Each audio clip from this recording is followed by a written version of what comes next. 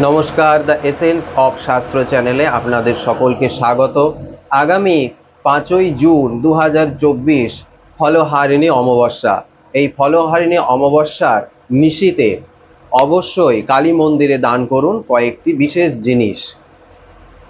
আগামী 5ই জুন 2024 বুধবার 7:15 ফলহারিণী অমাবস্যা শুরু হবে। বছরের অন্যতম শ্রেষ্ঠ অমাবস্যা হলো ফলহারিণী অমাবস্যা। এই অমাবস্যার দিন মা কালী অত্যন্ত প্রসন্না থাকেন।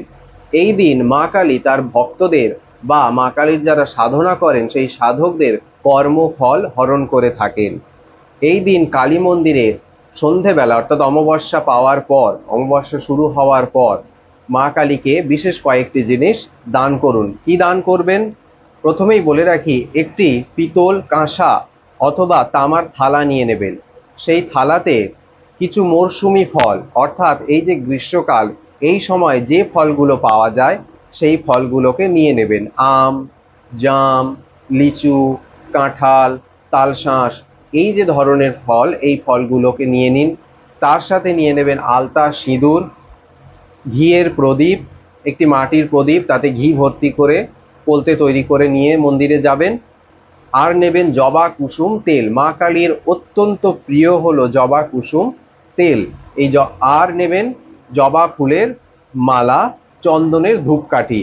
এই সমস্ত জিনিসগুলো একত্রিত করে কালী মন্দিরে চলে যান। আর যদি সম্ভব হয় এর সাথে অবশ্যই মা কালীর জন্য একটি শাড়ি নিয়ে নেবেন। এই সমস্ত জিনিস নিয়ে অমাবস্যার নিশীথে যে কোনো কালী মন্দিরে চলে যান।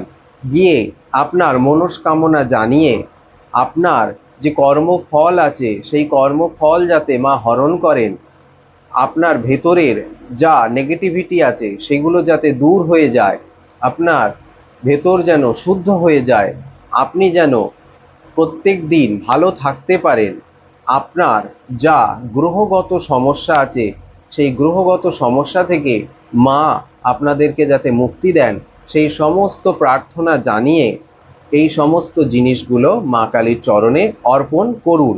এবং যে ঘিয়ের প্রদীপটি নিয়ে গিয়েছেন সেই ঘিয়ের প্রদীপ জ্বালিয়ে মায়ের আরতি করুন নিজের হাতে এবং সেটি মন্দিরেই রেখে দিন। এবং সাধ্য মতো অবশ্যই ব্রাহ্মণকে দক্ষিণা দেবেন। আর যে জবা ফুলের মালাটি আপনি সঙ্গে নিয়ে গেছেন, ঠাকুরমশাইকে বলবেন সেটি যেন মায়ের গলায় অবশ্যই পরিয়ে দেন। তাহলে ফলহারিণী অমাবস্যার দিন ছোট্ট এই কয়েকটি জিনিস মাকে দান করুন, অবশ্যই ভালো থাকবেন। ভিডিওটি ভালো লাগলে চ্যানেলটিকে সাবস্ক্রাইব করবেন এবং ভিডিওগুলিকে শেয়ার করবেন। নমস্কার।